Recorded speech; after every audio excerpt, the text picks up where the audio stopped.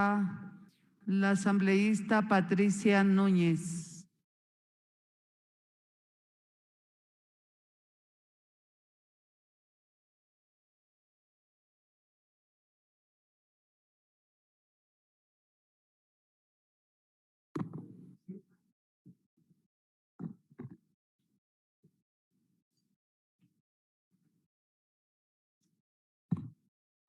Señora presidenta, colegas asambleístas, autoridades presentes, muy buenas tardes. Ayichishi, Shunapay Kupani, Shungamanta, Taita Dios bendiciacho. Como corresponde y es coherente, expreso mi sentimiento de pesar con todas las personas que han perdido a sus familias en cada una de esas masacres que se ha producido en las cárceles en el 2021. Hemos sido un ejemplo para el mundo de lo mal que se puede hacer las cosas. Esta es la crisis carcelaria que golpea al país y no podemos mirar con indiferencia este problema. Debo decirles también que en función de la exposición que hizo la señora ministra de Gobierno, yo quería plantear algo con respecto al tema, porque en función de los datos que se da, se plantea que existe un número de muertes violentas para el 2020 y para el 2021. Se habla que en el 2021 es de 1,742 hasta la fecha, que en el 2020 se habla de un número de 1,357, pero no se da la cifra del 2019, que son 1,187 muertes violentas. ¿Qué significa esto? No se compara lo del año 2019 con respecto al año 2021, indicar que todavía hasta la fecha no hemos terminado los 12 meses y hablamos de una diferencia de 554 muertes violentas. Es decir, el 2021 se está volviendo uno de los años más violentos que podemos haber vivido. En el 2019 teníamos 6.8 la tasa de muertes violentas, es decir, 6.8 cada 100,000 habitantes. En el 2020, 7.7 cada 2,000 habitantes. Y oh sorpresa, les comento, en el plan de desarrollo que presenta el señor Lasso, el plan de desarrollo creando oportunidades, puedo decir que en el punto, en la página 78, podemos verla, en la página 78, en el punto que dice metas 9.1.1, dice disminuir la tasa de homicidios intencionales de 106 a 100 por cada 1,000,000 de habitantes. ¿Qué significa esto, señores asambleístas? Significa 10.6 a 10 por cada 100,000 habitantes. 10.6 a 10 puntos. Eso quiere decir que ni siquiera vamos a reducir 1. Estamos hablando del 0.6. Yo no entiendo cómo hicieron este plan de desarrollo, si lo revisaron bien o qué sucedió. Es innegable que la crisis carcelaria ha llenado de preocupación a todo el país, pero para nada una respuesta efectiva. No la tenemos. Y hoy cuando escuchamos la exposición de la ministra de Gobierno, la exposición de la comandante de la policía y las demás autoridades, no encontramos una respuesta contundente. Yo solamente quiero hacer historia y decirles que en el 2016 nosotros teníamos una tasa de hacinamiento del 116.63% en el sistema carcelario, pero con el trabajo que se hizo, porque se enfrentó con planificación del sistema penitenciario, porque se trabajó en implementar centros penitenciarios regionales nuevos, repotenciar estos centros penitenciarios, y se incorporó 12,000 plazas. Además, se repotenció centros de privatización de libertad con un total de 4.920 plazas. ¿Qué significó eso? Que podamos darle una respuesta a esa crisis que hubo en el 2006 y que logramos que podamos salir adelante en ese momento. El modelo de gestión penitenciaria contempló los ejes de salud, de educación, de labor cultural y deporte, vínculos familiares y reinserción. Con relación al eje educativo, tuvimos para el 2017 alrededor de 30% de privados de la libertad que formaron parte del Sistema Nacional Educativo. En el 2007 se registraba un 71% de personas privadas de libertad en calidad de procesados. Para ya el 2015, esta tendencia se revirtió, llegando a tener el 26% de detenidos procesados y en prisión preventiva, y el 74% de personas privadas de la libertad tenían ya sentencia condenatoria. Eso fue lo que resultó del trabajo que se hizo durante los 10 años de la Revolución Ciudadana. Ahora finalizamos con cifras vergonzosas, porque vemos que ni siquiera cumplimos los 12 meses del año 2021 y ya sobrepasamos con 300 personas privadas de la libertad que han fallecido. Internacionalmente hemos hecho turismo de la miseria. Así se ha expuesto al Ecuador.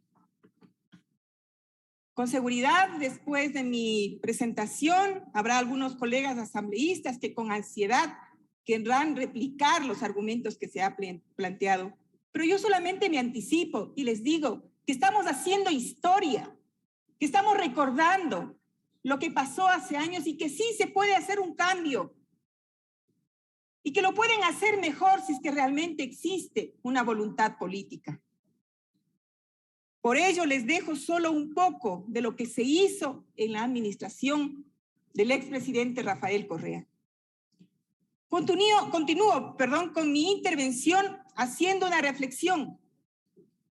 ¿Creen ustedes que está bien llamar crisis carcelaria a los problemas que se viven en las diferentes cárceles de nuestro país? ¿O a esta crisis le hace falta mayor agudeza técnica y voluntad política? ¿Acaso le hace falta tomar decisiones? ¿Le hace falta entendimiento, sensibilidad y efectividad? Lo que desde hace algunos años viene aconteciendo en las cárceles es catalogado por la prensa nacional y extranjera como terrorífico.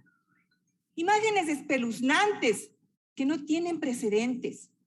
Ecuador ahora es ejemplo mundial de un pésimo manejo del sistema carcelario, el hacinamiento, el incremento del narcotráfico y las políticas de austeridad. Ya basta. No es posible que sigamos impávidos ante esta realidad. Desde la Comisión de Soberanía hemos realizado un enfoque de comparecencias, de diálogo con expertos, y dentro de esas comparecencias hablamos con el general Edmundo Moncayo, exdirector del SNAI, y él nos decía, abro comillas, no se puede brindar seguridad por la cantidad de personas hacinadas cuando hay un amotinamiento. Peor cuando tenemos 1 o 2 guías penitenciarios frente a 800 presos privados de la libertad. Otro punto, él decía, abro comillas, si en Guayaquil hay 16,000 PPLs, los esfuerzos deberían direccionarse hacia allí. Existe un grupo que cuando existe un amotinamiento trata de reaccionar apenas con gas pimienta. Se debe dar algún tipo de armas disuasivas al menos. Hay 6,000 PPLs que podrían acceder a la prelibertad, pero no existe suficiente personal para agilitar los beneficios penitenciarios. No existe inteligencia penitenciaria. Muchas causan problemas y por eso han sido trasladados a otros lugares. Se han analizado caso por caso y hay circunstancias que impiden que sean trasladados. Eso nos decía el general Eduardo Moncayo. Por información también de la SNAI, hemos conocido lo siguiente. El índice de hacinamiento es de aproximadamente el 30%, es decir, que tenemos una sobrepoblación de 8.985, de acuerdo a lo que dijo también el coronel Garzón. Se decía también que apenas el 38.56%, esto es 15.000 PPLs, han recibido sentencia. Es más del 60% que pasa sin proceso o en condiciones de prisión preventiva. Esto es un abuso, es un absurdo. El sistema de justicia también se muestra con una evidente crisis. ¿O cuáles son motivos para que miles de presos no reciban sentencia? Además del exceso de la prisión preventiva. Entonces, es urgente, es necesario que haya mejoras en la infraestructura, en repotenciar los centros de privación de libertad, adquisición de cámaras de seguridad, mejoramiento de escáneres y más equipos de seguridad. El total del Cuerpo de Seguridad y Vigilancia Penitenciaria es de 1.654, lo que implica y lo que se ve es un déficit de 2.261 nuevos servidores. Es cierto que las últimas matanzas en los centros de privación no exponen un caso difícil de comportamiento delictivo de las bandas. También lo constatamos mediante un recorrido, pero el breve resumen que les he compartido habla también de una necesidad de inversión. El desastroso gobierno de Moreno dejó el país con una deuda en muchos sectores, entre ellos la seguridad. Pero si el actual gobierno continúa con la misma línea de programa, solo se revela como una continuidad política y programática, no como una solución para el país. Lenín Moreno se lavaba las manos en cada crisis carcelaria con estados de excepción, pero como no funcionaban los estados de excepción, se hacía creer que iba a haber recursos, que iba a haber apoyo, pero nunca hubo nada, nunca se aplicó ninguna mejora. Nunca hubo resultados. La Corte Constitucional exigió respuestas mediante un comunicado formal, insinuando el abuso en declaratorias y el vacío en acciones. Ante todo esto, creemos que hace falta gobernar con ética, con honestidad, pensando en el bien común. Recordemos que por odio y sin razonamiento alguno, el gobierno anterior eliminó el Ministerio de Justicia y de Derechos Humanos, que tenía una dependencia exclusiva para tratar el sistema de cárceles.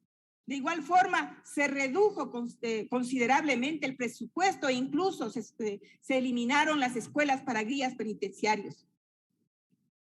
Me animo a afirmar que, sin excepciones, en la Comisión de Soberanía hemos llegado a la conclusión de que es importante devolver la institucionalidad del sistema penitenciario, mandando al exilio al SNAI y reinstaurando el Ministerio de Justicia, un ente capaz y competente con políticas y recursos. Quiero reiterar también lo desesperante que es que el caso de la gente que lleva años sin ser juzgadas, o de quienes han sido juzgados víctimas de un sistema judicial corrupto, o de los PPLs de menor peligrosidad, que por el mismo problema de hacinamiento deben purgar una pena junto a criminales que han hecho del delito y la violencia su escuela. Es grave, pero en una visita que realizamos desde la Comisión de Soberanía, conocimos que la policía teme entrar a ciertos pabellones y debe existir una especie de aprobación de las bandas que lideran las cárceles para que exista controles o se permita el ingreso de los agentes. Hasta eso hemos llegado. Jamás juzgaríamos sin conocer la realidad. La hemos conocido, la hemos tratado. Estamos claros que tenemos frente a nosotros un grave problema que amenaza con continuar. Por eso expongo en mi intervención nuevamente las interrogantes de siempre. Ya la planteamos al general Edmundo Moncayo, la planteamos al coronel Fausto Cobo y ahora lo planteamos también al coronel Bolívar Garzón. Y le dijimos claramente que es urgente que haya una inversión para construir nueva infraestructura, que es urgente que nuevamente se organicen estas escuelas para los guías penitenciarios, que necesitamos contratar más guías penitenciarios, que necesitamos organizar la seguridad, nuevamente poner estos escáneres que son necesarios para controlar el ingreso de las armas, que necesitamos que se nos indique. Tiene un minuto, señora asambleísta. Gracias, señora presidenta. Que es urgente que se haga un balance del gobierno actual sobre los 3 estados de excepción firmados por el gobierno anterior. Que es urgente que se invierta dinero en la crisis carcelaria. Si no se contesta todo esto, cuando nos repitan que debemos ser parte del problema, es imposible lograr empatía con una crisis que se maneja bajo el total sigilo de las autoridades competentes y no socializa lo que ocurre al interior de las cárceles. Menos aún cuando no se asume con responsabilidad y vocación política un problema que parece que se mira con desgano, como esperando que sean otros quienes lo resuelvan, cuando es el Ejecutivo, el gobierno y sus autoridades que tienen que tomar decisiones urgentes para dar una respuesta. Ya se lo hizo durante 10 años de la Revolución Ciudadana y fue un ejemplo. Ese ejemplo debería asumírselo y si es que se lo hace mejor, mucho mejor. Muchas gracias, señora presidenta Yupaychal.